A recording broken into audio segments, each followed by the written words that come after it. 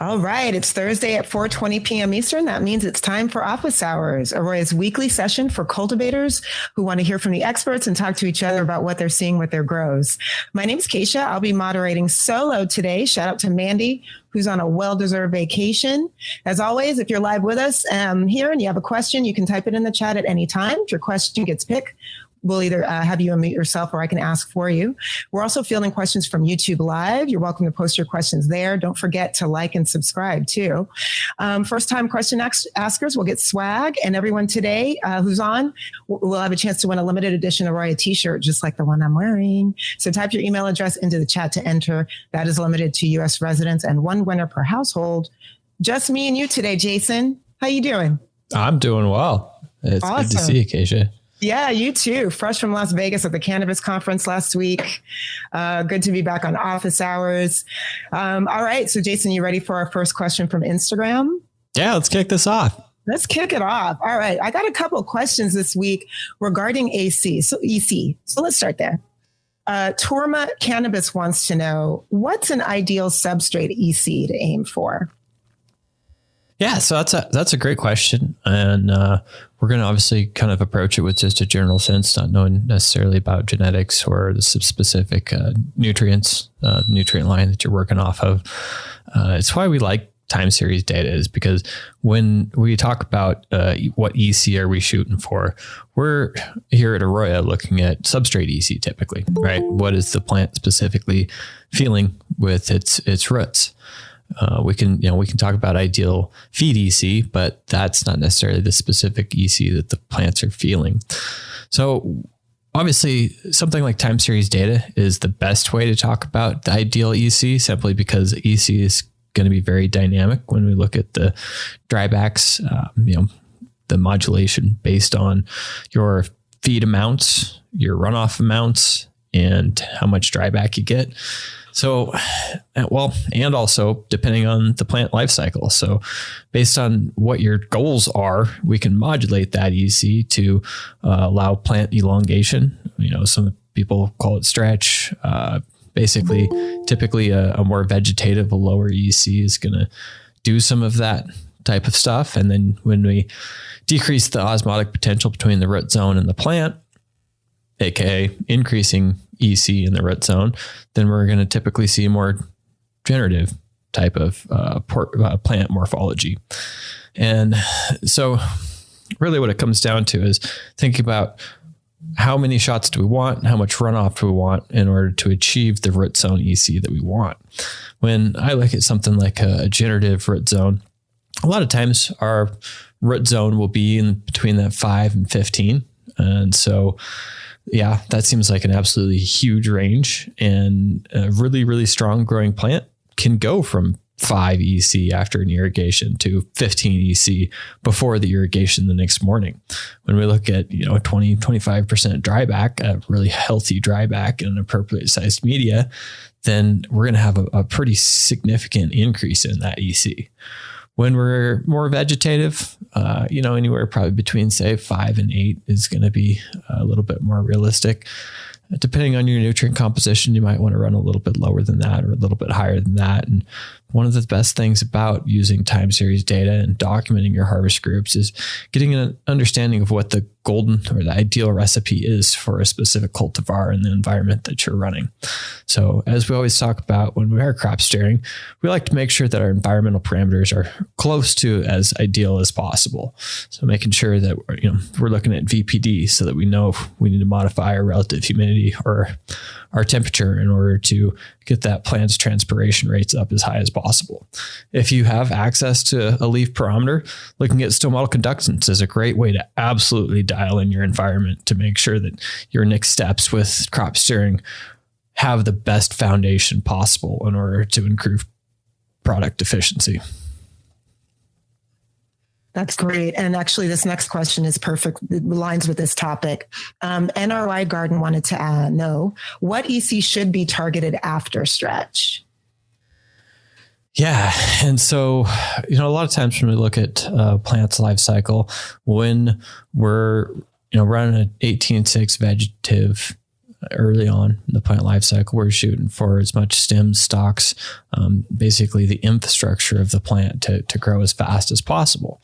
When we flip to 12-12, for a lot of types of plants, and especially if we're already rooted into our final media, we'll start to push a little bit of generative pressure onto that plant.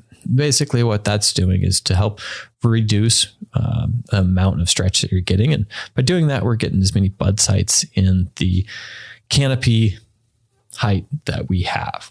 So if we're shooting for smaller plants, a lot of times we'll push a little bit harder generative for a little bit longer. Typically, though, if we don't have height constraints, I like to run generative until we stop seeing that stretch. So basically, a lot of times it's going to be 1 to 4 weeks, and it is very strain dependent. We've talked about some of the bushier, stockier plants, maybe like a Mac 1 that doesn't necessarily need much generative. Its genetics are already so generative leaning that we want to basically just run that plant middle of the road. And other plants, something like a real stretchy sativa, maybe like a Blue Dream, that type of thing, we're going to want to run a really long generative type of signaling. So that stretch time frame can be, somewhere a little bit different, but it's a great question because, sorry, getting kind of long-winded there. When we think about stretch, typically that's the point where we're going from a generative type of strategy to a more vegetative type of strategy. And a lot of times we're going to want to allow our EC to drop a little bit over, 1 to 3 days. We don't want to do it instantaneously, but what we're going to do is usually just push a little bit more runoff. We're going to have more irrigation events to refresh that media throughout the day. And we're going to go into those, those areas of, say, I think I said, 5 to 10, it could be a little bit lower than that too. You say 4 to 8 from after irrigation to the dry back EC just before the next day's irrigation. And those are just general guidelines. It's really going to depend on which nutrients you're using.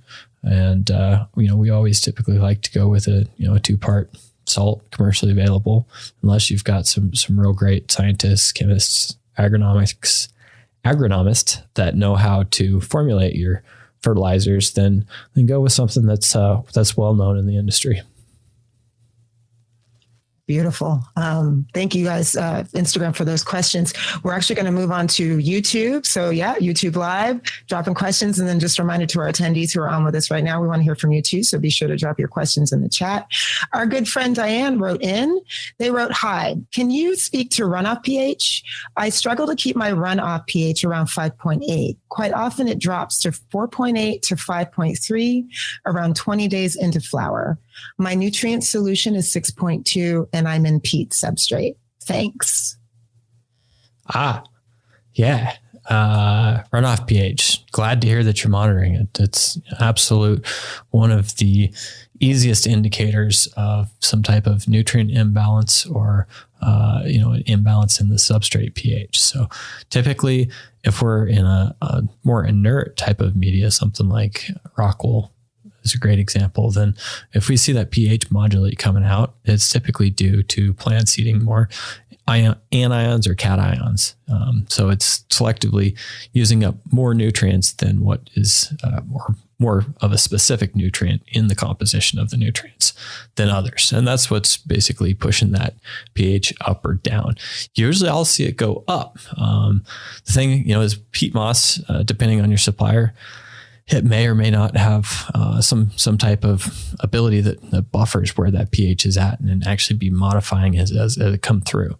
So, one thing that you can do as well is just run some drip through tests with that peat specifically. And if you're going in at 6.2, you're not running a plant in the substrate. What are you seeing? What are you expecting to come out at that point, right? There are some tools on the market that actually allow you to test in substrate pH. You can give those a shot as well and see what range that peat is operating at itself. So I guess there's basically two main components to the answer that I'm giving here. One would be just the modification of the media itself. What is it doing to the runoff? And then the other is what what is the plant doing to the composition of nutrients, which might be adjusting that pH up or down. Awesome. Thank you for that, Jason. We got a couple questions in from Instagram related to substrate saturation. So let's get into that. Cannabis Devil Dog wrote in, after losing substrate saturation, what is the best way to resaturate a medium? Yeah, I'm going to dig into this just a little bit and make some assumptions on this question as well. So, there's a small difference between what scientists consider saturation and field capacity. Most of the time in this industry, we're referring to the same thing, right? At what point does the substrate not necessarily hold any more water, and all water is going to run off? So if we were looking at a AROYA graph and we know we're irrigating and we don't see the water content going up, we're getting runoff. We're at field capacity for that substrate. When we ask about if it doesn't get, if it gets away from saturation or field capacity, I'm guessing this is specifically talking about maybe Rockwool or Coco when we get really low in water content and we start to develop some hydrophobic pockets. Because basically, when we are doing drybacks, we're going to be 20%, maybe on average, say 15 to 25% under our field capacity on a daily basis, right? And that's not necessarily bad as long as that is still above our degradation point, if you will. I guess we just need to give it some type of name. But what happens with Rockwool specifically is when it's shipped from the factory, it has binders and a wetting agent inside of it. And that wetting agent is going to allow the Rockwool to become saturated. Right. So what it's doing is it's allowing the water to be slicker or stickier, if you will, into the molecules of that Rockwool. And so what happens that the first time that you wet it out, you're actually pushing those wetting agents through there, and the product does no longer have that wetting agent in it. And when we get below, say 30% water content, and it is different depending on manufacturer to manufacturer. But if we get, say, below 30%, 35% in Rockwool, what happens is there starts to get dry pockets in there. It develops some hydrophobic properties in that media, and we'll start to see irrigation funneling, irrigation channeling, basically. And why that's not good is obviously we can get some dead spots in our root zone. We have less uniformity of the water content in the substrate, so it becomes harder to monitor. And typically we won't be able to get back up to our original field capacity because those wet spots or those dry spots don't want to become wet like they had previously. The best ways to deal with it, don't get there. Use a monitoring system like ours and have your alerts set at a critical point, say, 35 or 40% water content, so that when you're approaching that danger zone. So obviously, prevention is the best thing that we can do. After you have got some hydrophobic pockets, there's a chance that you can get away with, increasing your field capacity back to the original field capacity by doing some larger irrigations, more irrigations, maybe going in and hand watering, using a surfactant, something that helps get back up there. I've seen a lot of mixed results in the industry with how well that works to actually restore it. Most of the time we don't see it come back up to original, but if you are in a dire situation where you've run much lower than intended, then you might have to just go in there and do some hand watering. And obviously the thing about that is you're going to need to keep an eye on what's doing to your nutrients in your substrate as well. So if we do go in there and do a large amount of water at one time to try and just encase those dry spots with water, we're probably going to see that EC drop a little bit more than ideal. And so keep that in mind when you are trying to crop steer and you are monitoring after an issue like that. That's a perfect segue into this next question from Nate Meltz. They wrote in, why can't I get my Hugos up to saturation when they get down too far? Can only get to 48%. Yeah. I think that rolls right into what we were saying, where if we dry out too much, we've kind of jeopardized the properties of that Rockwool as it was intended by the manufacturer. And so that definitely could have happened. If you did get too low and you are seeing that, that's a great sign that there probably is some hydrophobic properties that have developed in the Rockwool, and it's no longer performing as intended from the manufacturer. Excellent, Jason. Thank you so much for that overview. All right, going back to YouTube, we got a question in here. They want to know, this is, I think, air expansion, paragliding. How can I get more trichomes? I've heard 30% RH the last 2 days of flower and or 48 hours of dark at the end of flower. Suggestions? I run a VPD of 1.5, 72F with 50% RH the last 2 weeks. Thanks. Did you catch all those numbers, Jason? Yeah, enough to give a good response here. How do we get more trichomes? Isn't that a wonderful thing? The best way to get more trichomes, run great genetics. That's probably the easiest way to increase your THC content and get a nice sticky, glistening plant. As far as the room parameters towards the end, I personally probably wouldn't go for a dark period. I don't think that's necessarily gonna do much to modify the trichomes. Those plants, when they're cut, they're going to see dark for a while in the dry rooms.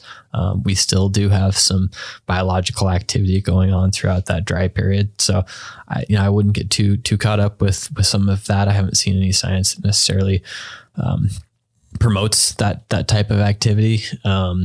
A VPD of 1.5, that's probably a little bit on the high end, but I don't necessarily know how big of buds you're running or what type of mold and mildew pressures exist in your facility. So that's probably a really good place to be. I don't necessarily, think that that's going to necessarily change how much trichomes are on there. Really what we're doing with that VPD towards the end is pushing it higher than what's ideal for the plant, just to reduce the chances of pests, molds, mildews, and a real big loss on that crop. So sure, if you don't have those pressures, you could try dropping your VPD down maybe 1.3 or something like that and see if that's an improvement, but absolutely only if you're not concerned about molds and mildews.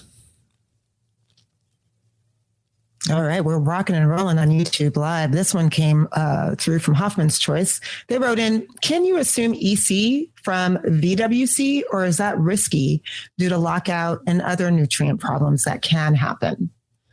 So EC, electrical conductivity, basically it's just a measurement of the salts in solution. So that's what we use to drive nutrient content. VWC, volumetric water content. While we do typically see the EC rise when VWC drops, it's not necessarily always going to be the case. If the plant's eating more nutrients than the nutrients that are concentrating because we see VWC drop, then we're going to see it stagnant or even see the EC drop because the plant's using those nutrients up. So if in general, your EC and your VWC need to be evaluated separately. If we do make assumptions on there, then it's going to have to be based on previous experience, running things exactly the same as you have in the past with absolutely no changes as far as plant growth behavior. I don't think that's a very reasonable solution. So I would definitely approach it as two separate numbers. Let's try to hit our target VWCs. Let's try to hit our target ECs. Yes, they are related. So that's why we want to modulate our amount of runoff so that we can basically get to the EC numbers that we want without playing around with our feed EC too much. So get a sensor system that tracks both of them. Yep. See inside that substrate. All right. Another question from Diane submitted over YouTube Live. Can VPS swing from 1.3 to 1.8 in weeks 7, 8, and 9, causing mold? Yeah. So, VPD swings are definitely undesirable. The plants typically prefer a more static type of environment so that they get used to that. When we talk about swings, it's really going to depend on how fast those happen and how often that they happen. Obviously, anytime that indoor you have a little bit more control to avoid the VPD swings. Sometimes when you're in greenhouses, you're doing everything you can with your equipment to keep that within range. Since 1.3 to 1.8 is typically a little bit on the the high side. That's where we like it, to the high side. I'm going to guess there's something else that's playing into the mold and mildew that they're seeing at their facility. Awesome. Thank you so much. Okay. Moving back to Instagram questions here. Green Street Grow. They're looking for some 24-hour veg steering tips. What would you recommend? Cool. Yeah. I don't see a lot of people doing 24-hour veg. 18.6 is kind of the standard in the industry. However, there's been some people doing it very successful for quite a while now. So I guess the veg steering tips would be make sure that your environment is ideal for those plants. Keep an eye, do some time series camera shots. Do we ever see those plants, relaxing, or are they always praying for the entire 24 hours constantly throughout veg? That might just give you kind of an idea of how your feeding practices, how your plants are responding to your feeding practices throughout that time frame.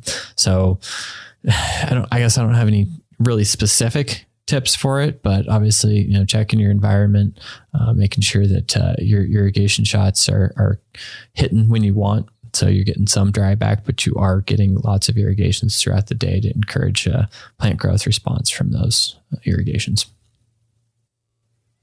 It's amazing. The segues are so perfect because the next question is about P2. All right. So Norwest 3R LLC wrote in, during P2 irrigations, do I need to run off, or is just maintaining my ideal VWC? Is that it?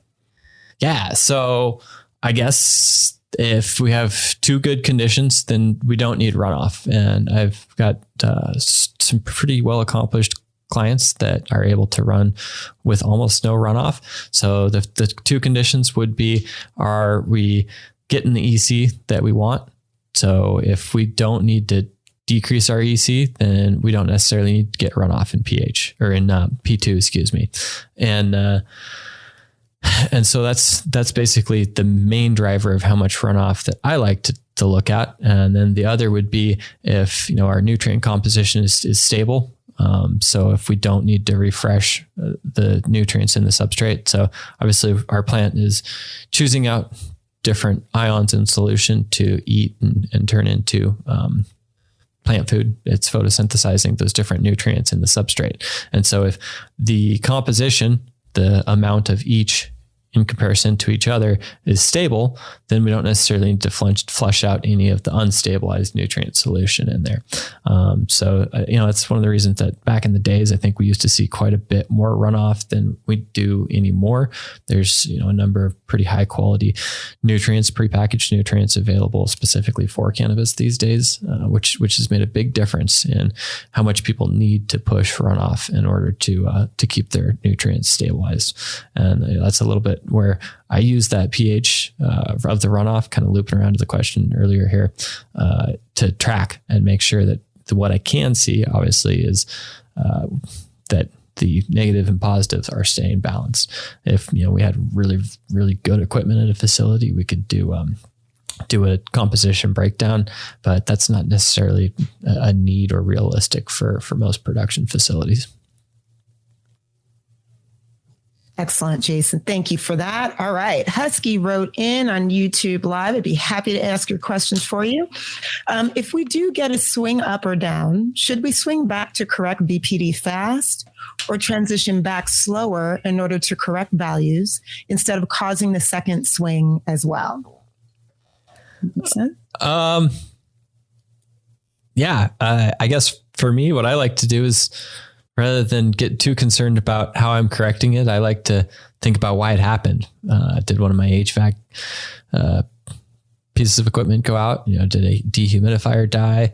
If I'm in a greenhouse, there's a huge slew of different pieces of equipment that could attribute that type of swing. I typically like to get to a little bit more gradual type of approach. Obviously, if you're way out of range, then you do need to be pretty proactive and get it back up or down as fast as you can so that you're not jeopardizing plant health. Let's just think about temperature, right? And so if your VPD is really, really low because your temperature, went from 80 degrees to 60 degrees, you're probably going to want to get back up to a little bit warmer temperatures pretty quickly. And obviously if it's even worse than that, then get things corrected real fast. Obviously, if your VPD is way too high because our humidity went from 50% to 20%, then again, something that we probably want to correct pretty fast. So, not an easy answer without, giving it some specific numbers on there, but that would be my approach is, understand the severity of how far out of range you are and correct it depending on that severity. Awesome. Thank you for that. All right. Diane submitted another question over YouTube. This is a really great one. All right. Did you guys recommend AROYA Terrace 12 for Coco and perlite mix, or it's only Rockwool cube tool? Should I switch my facility to Rockwool just because of Terrace 12, or can I stick with Coco and perlite?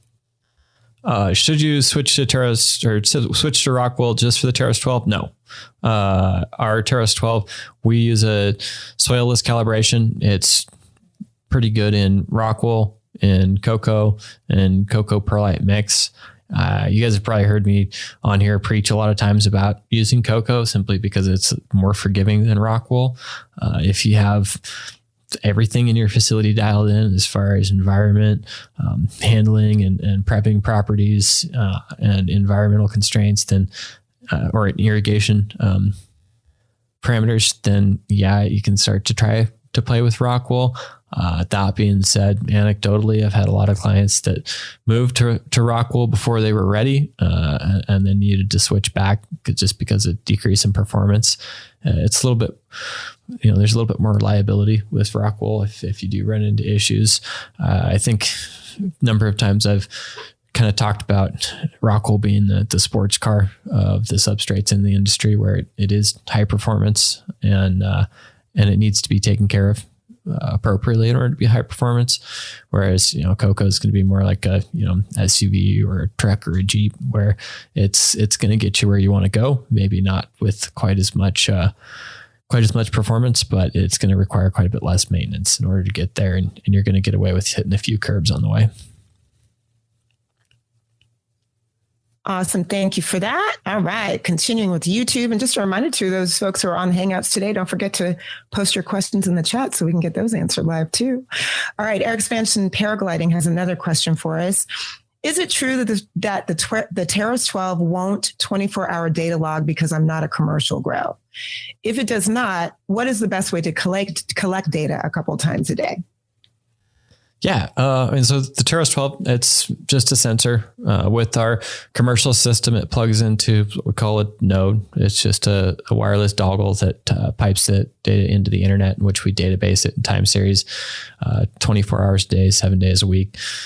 And that is currently only available to commercial growers. Obviously, for the home growers, we do have the Solus solution, in which you can go and take a snapshot of data.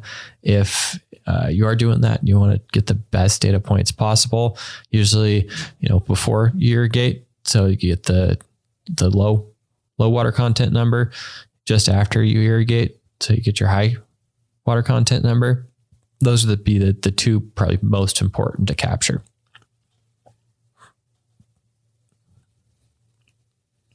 Excellent. Thank you so much. And just a reminder, a few episodes actually we covered just considerations for our products. So if anybody has any wants more information on that, you can always reach out to us for a demo too. Okay. Got another question in from our good friend Diane over YouTube. Can Jason give us some good nutrition formulation for bulking phase under LED lights, like by PPMS values? What do you think, Jason? I don't feel comfortable doing that. Okay. I'm not a chemist by trade. I think probably just to be humble, nutrient composition is way beyond what I'm qualified to be out there giving recommendations for. Usually you'll just hear me kind of recommend some of the well-known 2-part salts in the industry. there is good ways that you can kind of modulate with those 2-part salts. But as far as getting raw chemicals and blending them into your nutrients, find someone that's a little bit better than me before you get going with that. That's great. Yes. Excellent. Okay. Another question from Instagram here. This one came from That Boy Grows Fire. They want to know, how does salinity in Coco affect sensor data? Salinity in Coco affecting sensor data? Nothing special. As long as you're below 30 decisiemens, then our sensors are going to give you a pretty accurate number as far as what the salinity in that cocoa is. Once we get up there, our sensors just lose accuracy simply because of how salty or how dry the substrate is. So really at the operating levels that we're used to, the amount of salinity doesn't have a significant impact on our sensor performance. Great. Thank you. Okay. We got a question here from Instagram from It's That Simple for Me. They are looking for the best pot size per plant in a 2x2 cocoa, bigger plant due to state regulations. In a 2x2 cocoa, with that, so substrate sizes, obviously for bigger plants, my favorite's usually a 2-gallon type of substrate. So some states do require you to have a limited plant count. In that case, obviously you want to be growing 5-6 foot plants. And that's where being a 2-gallon, 2.5 gallon, maybe a 3-gallon, but that's pushing probably a little bigger than I'd want. The best way to judge if your substrate size is appropriate is to make sure that you have some flexibility on both ends of your crop steering spectrum. All right. So if I'm only, giving P1s during generative steering and I don't have too much dryback, then we know my substrate's big enough. If I see very little dryback during some of our hard generative pushing, then I know my substrate's a little bit too big. Good rules of thumb. That's great. Okay. Awesome. All right. We got another question in from YouTube here. Hopper Stone wrote in, when you were bringing your EC back into check using a lower EC input to bring it back down, is this the best way? I usually try to stay a little bit static with my feed ECs, especially in facilities where you're feeding more than one room with, dosatrons, for example. My favorite way to modulate EC is just use runoff. Just to reduce how much complexity we have. Typically, unless you've got a real good, high-tech mixing system, then using valves and just have your valves open a little bit longer, run a few more irrigations to pull that EC down. And obviously the best thing you can do is continuously monitor that. So check out your levels on a daily basis and just make sure they're not stacking up too hard, too fast, and you won't need to have too much runoff in order to correct it. Awesome, Jason. Thank you so much. All right. Well, so these are all the questions we've had submitted right now. We still have time in the show. So anybody's on with us live, feel free to post those questions. But I do want to point out, Jason, we've gotten a lot of questions in about our new irrigation scheduling feature. And we are very excited to have made that announcement this week. A lot of people had quite specific questions. And I just wanted to let y'all know we are in the process of putting together an irrigation scheduling episode of Office Hours. So we will be walking through all of those features with you. If you're currently an AROYA customer, Jason, is the best way for clients to learn about it, to reach out to their client success team member. Yeah, we are stoked. We've been working on it for quite a long time, and there's a good number of other irrigation systems that we'd love to integrate with. Just happens that Open Sprinkler is one of the most popular that we see at client facilities. And it just happens it's also the easiest for us to integrate with it. They run an open API, which means that we don't have to do any special programming in order to work with it. And we're really excited to be launching that. I expect that a lot of our clients will be jumping on board right as soon as we've got the software released to the public. Yeah, we're extremely excited. So stay tuned. If you are not on our email list, you're going to want to be, because we will let you know when that episode is going to drop, and you're going to want to bring all those questions to the show. So we're looking forward to talking through and showing you all those features and just broadening what AROYA can do for you. So very excited about that. Gosh, we've already gotten in a couple more YouTube questions. So Jason, we're going to just keep on rocking and rolling. You ready? Let's do it. All right. Diane wants to know, what's the best dripping system? How many gallons per minute? Any thoughts on that? Yeah. I like the slow drip rates.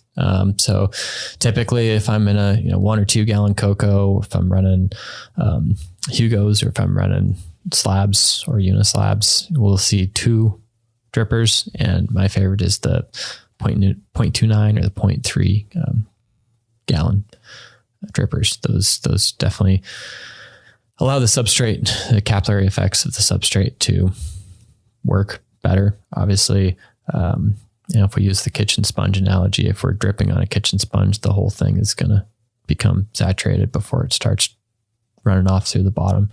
If we turn the sink on full blast, a lot of times the edges of that sponge are still going to be dry, and we're going to have irrigation coming through the bottom. So if your irrigation systems can handle it, typically the lower drip rates are more preferred. Getting a handle on that irrigation. Excited about that topic. Awesome. Okay. Next question from Air Expansion Paragliding over YouTube. In regards to crop steering, what indicators are there to come out of vegetative bulk stage and into generative to finish? Yeah, that's probably one that we have a little bit less clear indicators on.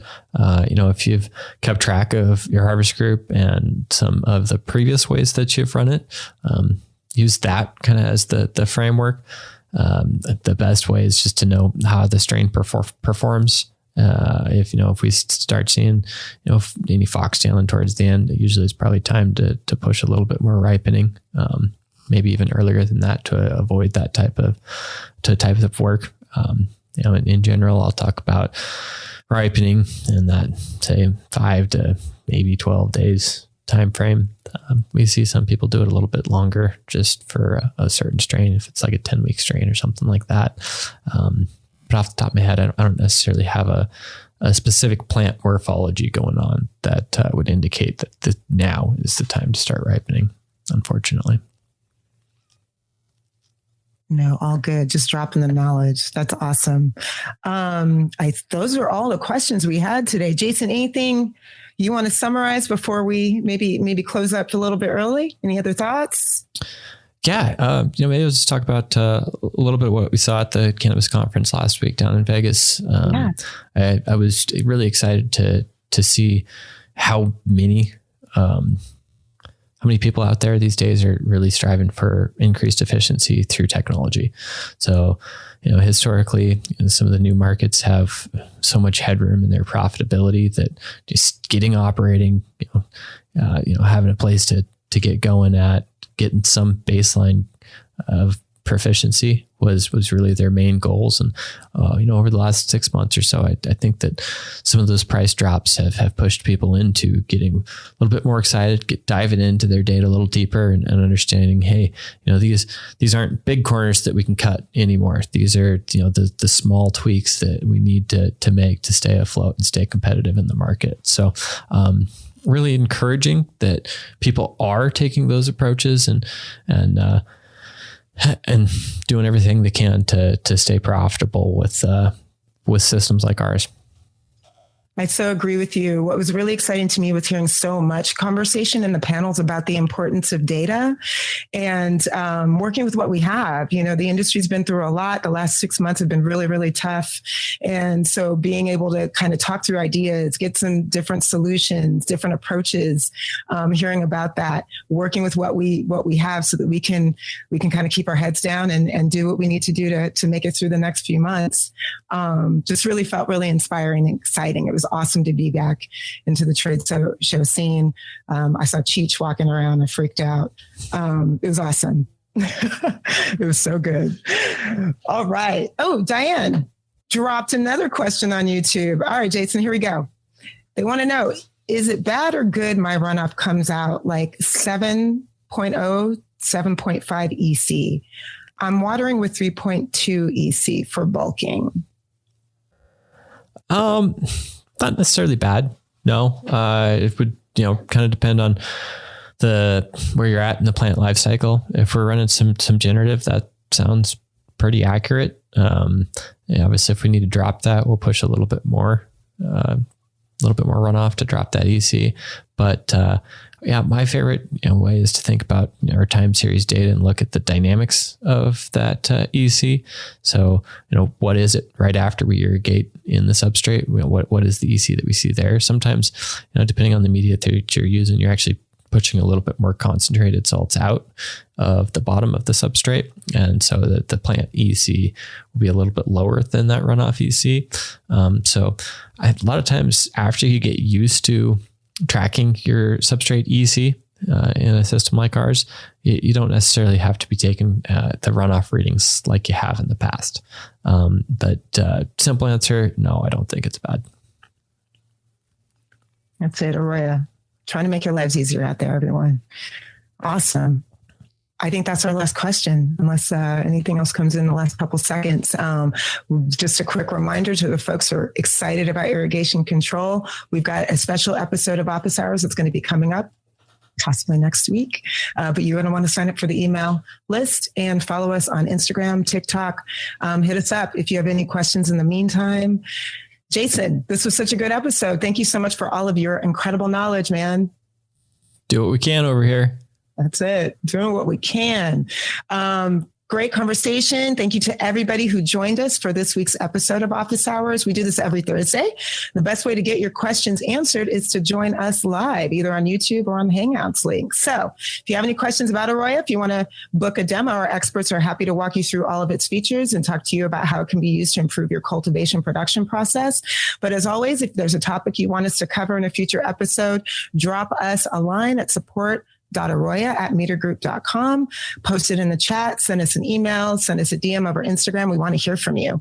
We record every session. Everybody who is on today, they're going to get a link to the video from today's conversation, and it'll be on the AROYA YouTube channel. Like, subscribe, and share while you're there. And if you find these conversations helpful, please do spread the word. Thank you all so much. Jason, thank you. I'll see you next week, right? Have a great day. All right, everybody. Thank you.